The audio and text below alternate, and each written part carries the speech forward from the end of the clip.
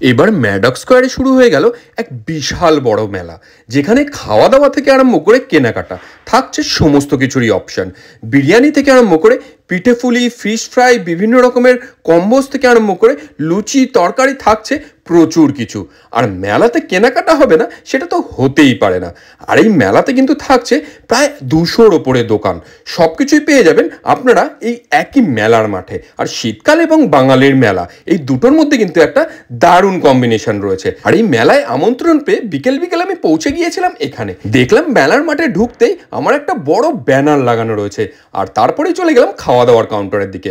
খাওয়া দাওয়া মানেই বিরিয়ানির কাউন্টারে একটু ঢু মেরে প্রথমেই মেলাটা ঘুরতে বেরিয়ে গেলাম যে কি কি আছে এখানে। আর এখানে আমি নিয়ে পৌঁছেছিলাম আমার গিন্নিকে। আর গিন্নিকে নিয়ে গিয়ে তো ভারী মুশকিলে পড়েছি।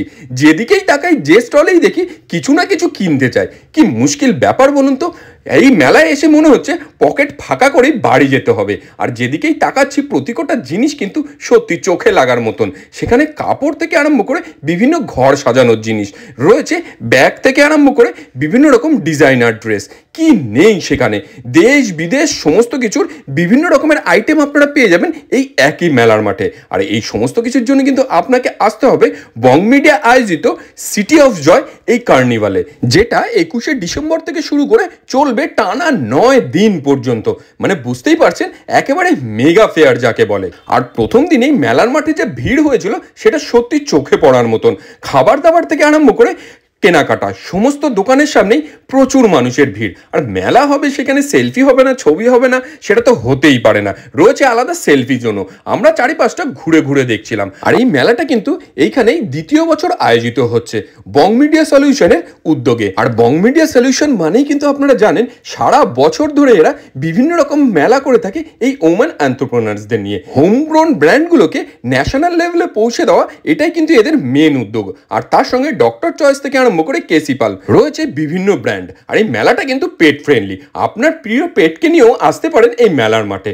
রয়েছে বিশাল বড় একটা নাগরদোল্লা। আমি ঘুরে দেখতে না দেখতেই দেখলাম স্টেজে আমার নাম অ্যানাউন্স হচ্ছে।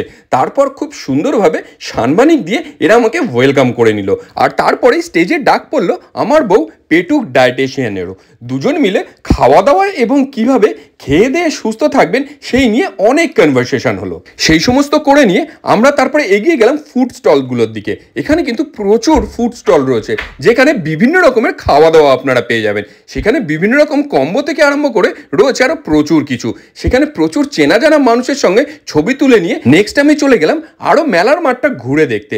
এত বড় মেলার মাঠ, যেখানে 200-র ওপরে স্টল, এটা ঘুরে দেখতেই কিন্তু প্রচুর সময় লেগে যাবে। যেখানে একদম পুরোনো দিনের জিলাপি নিমকি থেকে আরম্ভ করে ঘুগনি থেকে আরম্ভ করে মডার্ন পোশাক আশাক থেকে আরম্ভ করে ঘর সাজানো জিনিস রয়েছে, প্রচুর রকমের জিনিস। আর যারা যাবেন এখানে তাদেরকে বলবো হাতে সময় নিয়ে যাবেন।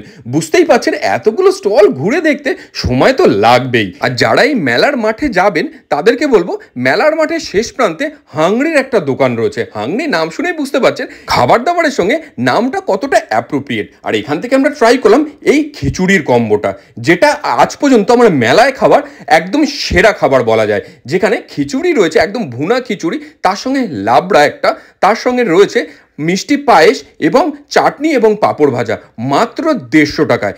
এত সুন্দর খাবার আমি আজ পর্যন্ত কোনো মেলার মাঠে পাইনি।